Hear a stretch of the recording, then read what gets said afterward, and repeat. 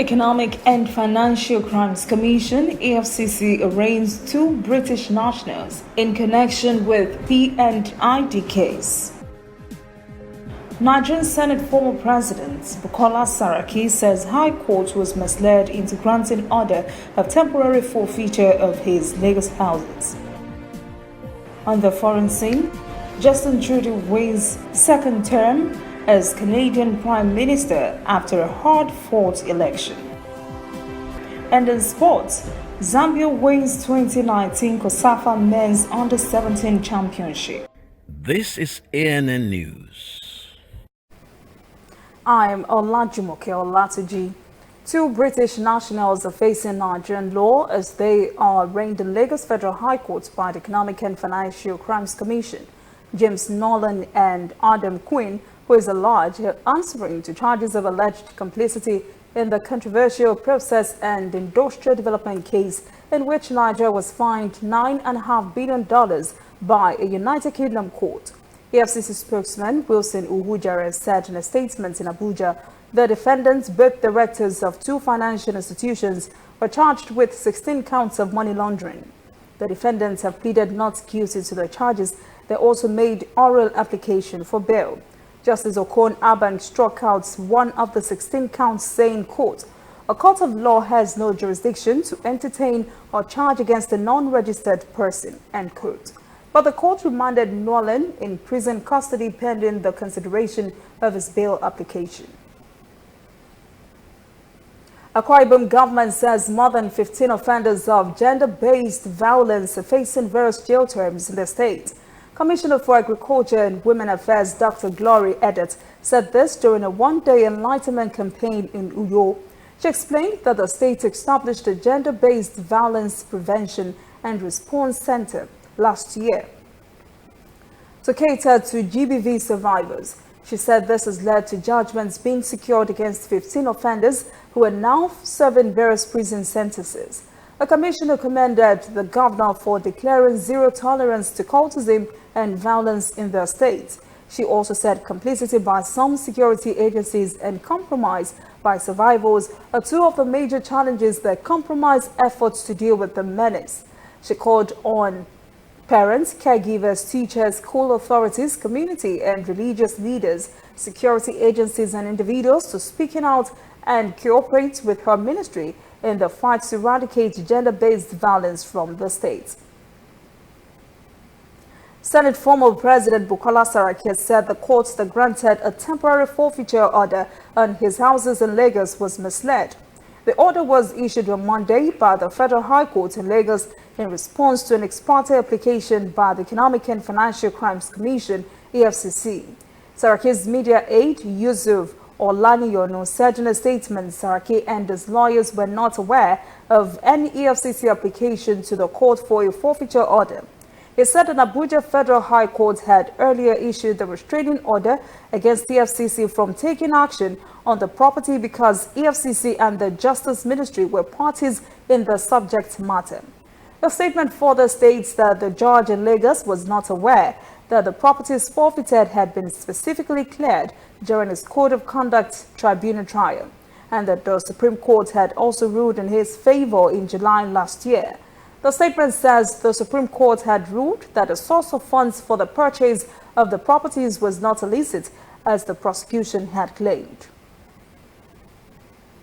The Nigerian Bar Association (NBA) says the impeachment of Kogi State Deputy Governor Simon Achuba is illegal and unconstitutional because it was against the findings of the probe panel constituted by the state chief judge.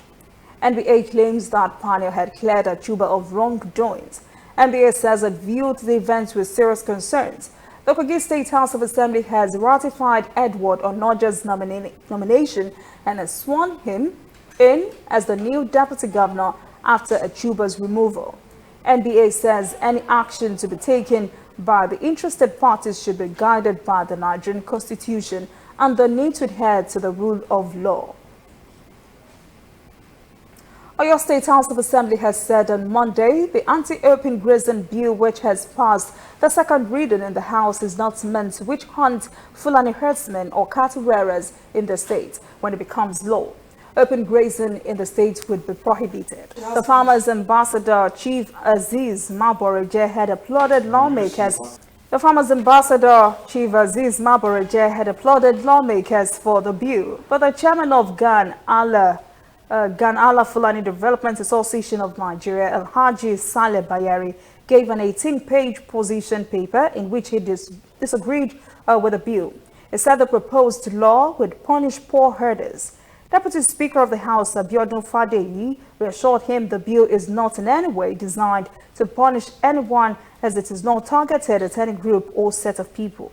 Fadeyi, who spoke at a town hall meeting organized in conjunction with the National Orientation Agency for the People of Onwara State Constituency, where he represents, noted that the Open Wherry and Grazing Regulation Bill 2019 is not in any way targeted at any group or set of people. It said the proposed bill was aimed at generating more revenue for the state and not to witch hunt anyone.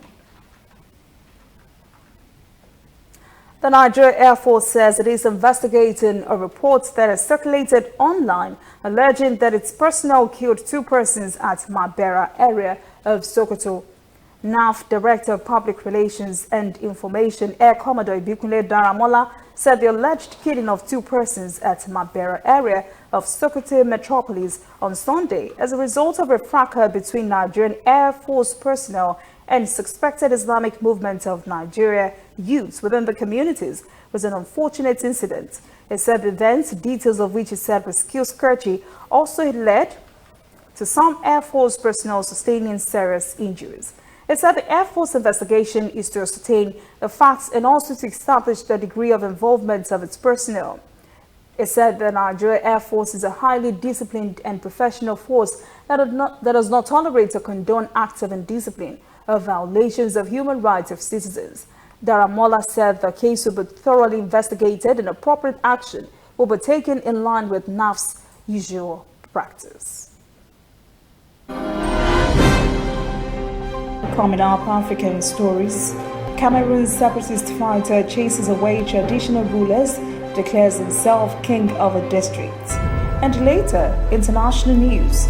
Justin Trudeau wins second term as Canadian Prime Minister.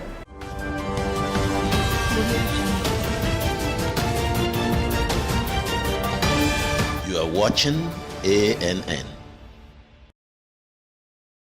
Dear Mommy, you went out that night with the baby in your tummy, but you did not come back. The baby is very fine and she eats and sleeps a lot. Everyone says that you are in a better place, but I miss you so much. I keep asking them, where is the better place? But nobody answers me. Auntie Carrie just hugs me and says, go and play. Mommy, I miss you. Please, when are you coming home? I still do miss you, Mom. And in honor of your memory, I'm a doctor today working with the MTN Foundation to save mothers and children every day. Ending mother and child mortality in Nigeria is dear to us. We will keep strengthening this most important bond just for you. Welcome back. This is ANN News. Now to African stories.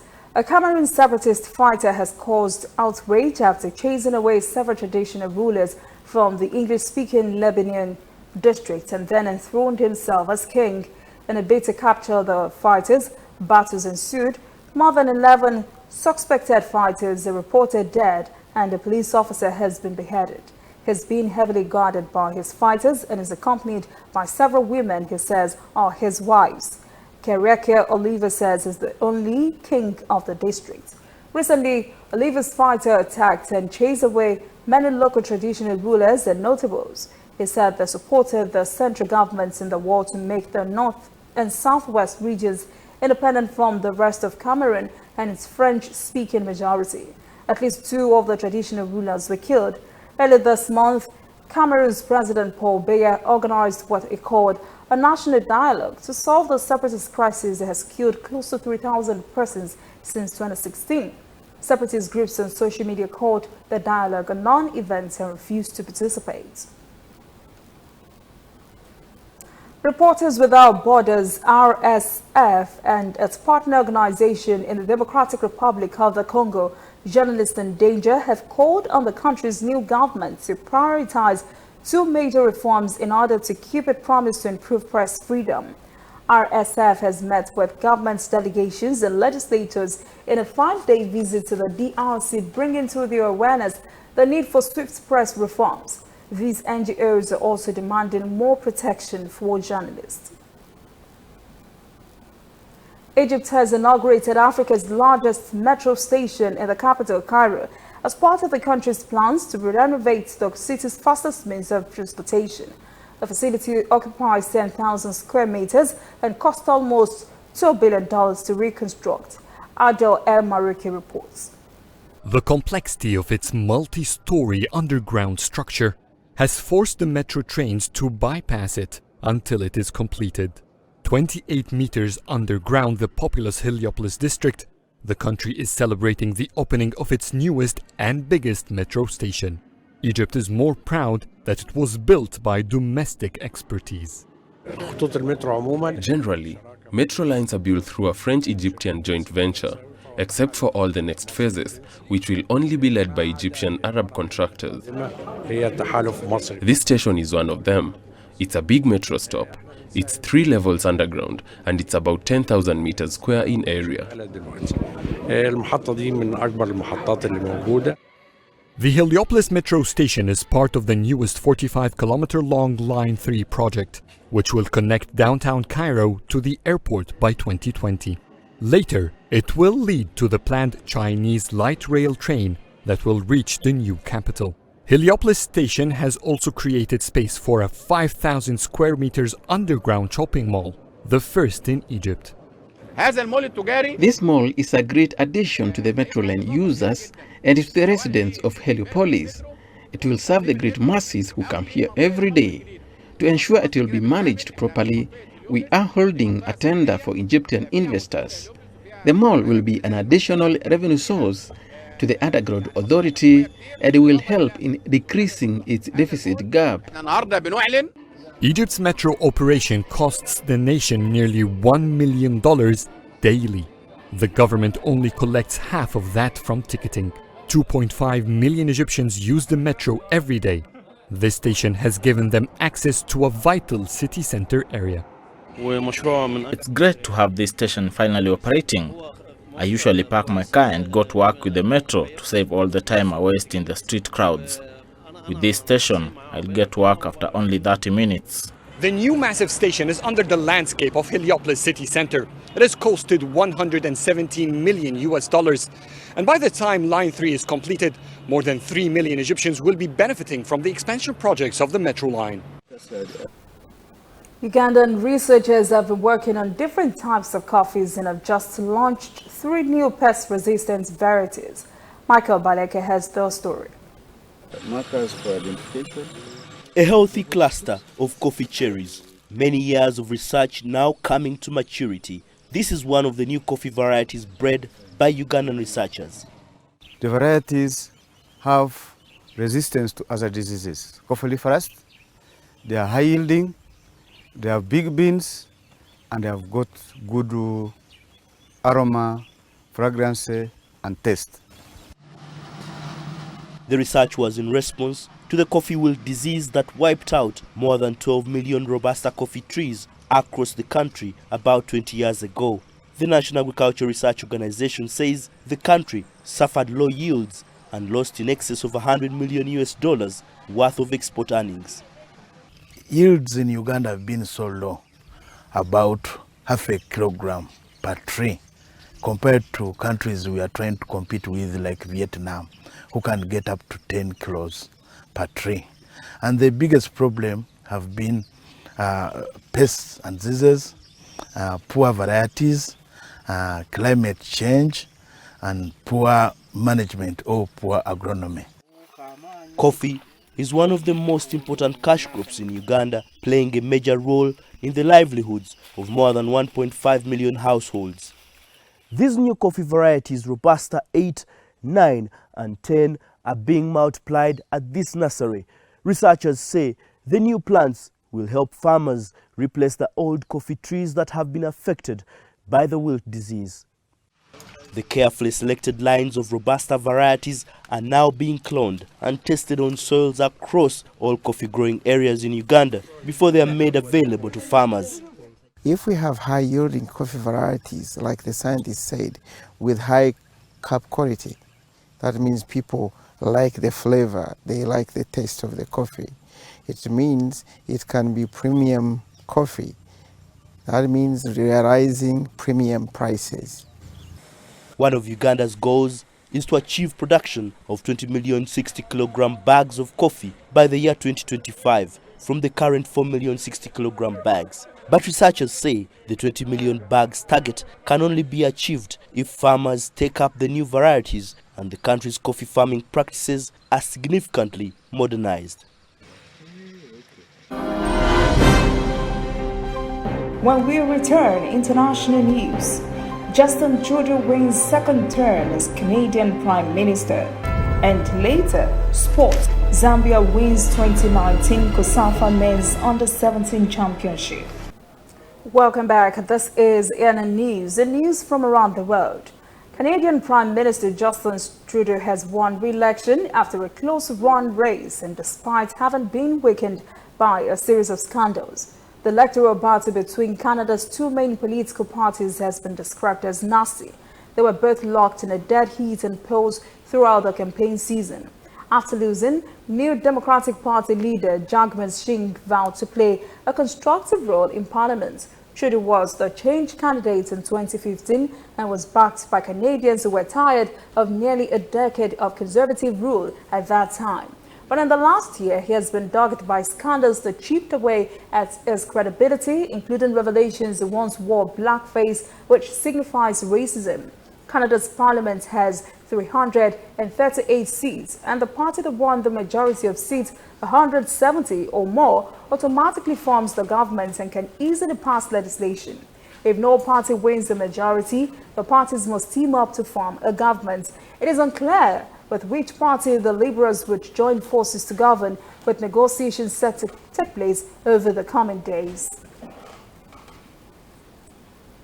Well, that is exactly the problem Israeli Prime Minister Benjamin Netanyahu is facing. Forming a coalition government, he has now announced he's giving up the effort. Earlier on Monday, the 70-year-old Netanyahu said in a video, "It seems impossible to form a broad national unity government with Benny Gantz, the blue and white party leader who was his biggest rival in the election." While Netanyahu remains at the helm of his Likud party, his announcement marks the second time this year that he has been unable to form a government. With Israel's Attorney General set to decide in the coming weeks whether to indict Netanyahu in a series of corruption cases, the longtime Israeli leader could come under heavy pressure to step aside. In last month's national elections, Netanyahu fell short of securing a 61-seat parliamentary majority, but Rivlin gave him the first opportunity to form a government because he won more seats, 55 to Gantz 54. Netanyahu had hoped to form a broad unity government with Gantz. This has not been a good year for U.S. retailers. Last year's woes in the retail industry pale in comparison to the damage the sector is suffering this year. Already above the pace 2018 set, U.S. store closings could exceed 12,000 this year, surpassing last year's pace. As Karen Huber reports, many big brands are struggling to stay open. 35 years after launching in Los Angeles, U.S. retail giant Forever 21 declared bankruptcy in September, announcing it will close around 350 stores in 40 countries, shutting down most of its operations in Asia and Europe. The brand, which is a leader of so-called fast fashion, has been plagued by heavy debt after an aggressive push into foreign markets. Forever 21 went from success to following the Kmart proverbial McKinsey strategy of planting a flag in every major market in the established world, and as a result got spread out too thin. Forever 21, like many retailers, have also been struggling with rising rents. Barney's New York recently filed for Chapter 11 in part because rent at its flagship store in New York almost doubled in January from $16 million to $30 million. At the same time, some brands have struggled to stay relevant in the digital age. Children's retailer Gymboree declared bankruptcy in January, in part because of competition from e-commerce. 2019 has been a brutal year for U.S. retailers. 8,200 stores across the United States have shut their doors so far this year, and many more bankruptcies are expected in what has been dubbed a retail apocalypse. J. Crew has been struggling to stay relevant among consumers, and the American owner of Ann Taylor, Loft, Lane Bryant, and other retail brands is heavily in debt. Debt expert Reshmi Basu says many of the brands declaring bankruptcy don't plan on going away entirely. The process helps them cut costs and restructure. The reason why a number of retailers will file for bankruptcy is because they want to reject the leases in an in-court process and also get a massive haircut on their debt. Mark Grise, an adjunct professor at the Fashion Institute of Technology, says Forever 21 is making the right move. There's a lot of fat within the organization that needs to be trimmed. And if they trim that fat, if they get back down to their core principles of giving products that the consumers want at good prices, with a very solid digital strategy and omnichannel strategy, I think the brand could still reinvent themselves and do quite well. Up next, sports. Zambia wins 2019 COSAFA Men's Under-17 Championship. Please stay with us. Welcome back. This is ANN News in Sport. Zambia has won the 2019 COSAFA Men's Under-17 Championship on Sunday after a 2-0 win over Mozambique. This is Zambia's second triumph in the Southern African regional competition, having also lifted the Under-17 trophy in 2017. Zambia's Moses Mulenga was named player of the tournament, with goalkeeper Iford Wale, also Zambia winning the Golden Glove. Egypt's Mohamed Salah and Gabon's Pierre-Emerick Aubameyang have won the 30-man shortlist for the 2019 Ballon d'Or.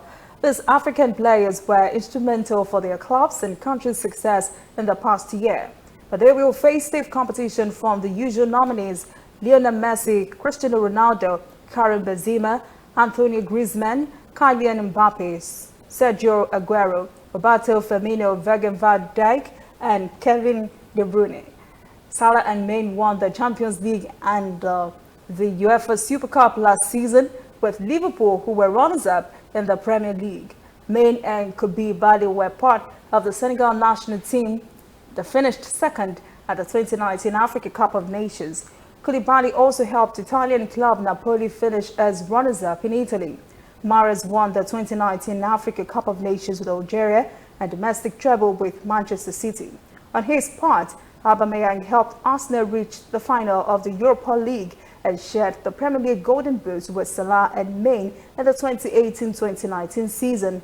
Ballon d'Or is awarded to a footballer who is perceived to have been the best performer during the year. That is ANN News this evening. Thank you for joining us. For details on these and other breaking stories, visit our website, annafrica.news. Conversation continues on our social media platforms, Twitter, Instagram, and Facebook at ANN Africa TV. I am Olajumoke Olatiji. Have a pleasant evening.